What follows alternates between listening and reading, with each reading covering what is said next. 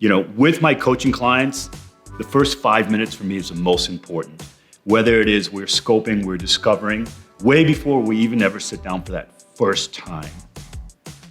I like to pay attention to the language and the words that they use. Words are so powerful, and language can always tell where someone is from a state standpoint.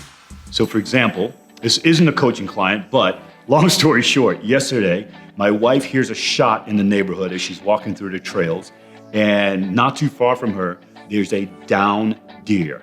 Someone shot a deer in the neighborhood.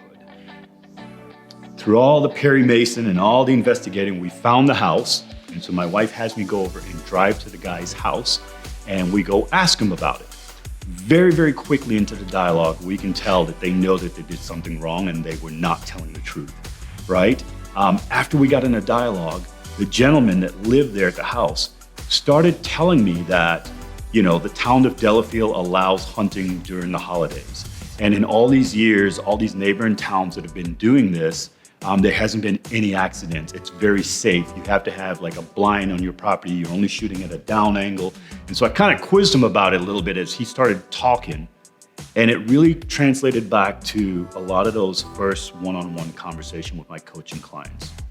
The key thing is that we become so attached to our stories, and our stories dictate our beliefs, or they support our beliefs. And so in his mind, he knew he did something wrong, yet without being prompted, he kept going to how safe it was and how not to worry about your wife or your son being back in the woods on the trail. So at the end of the day, if you really just pay attention to that first few minutes of dialogue, you can always tell what's going on in someone's mind and their soul. And for me, with my clients in particular, I pay very close attention to the language and the words they use, because it really paints a picture of the story that they're attached to.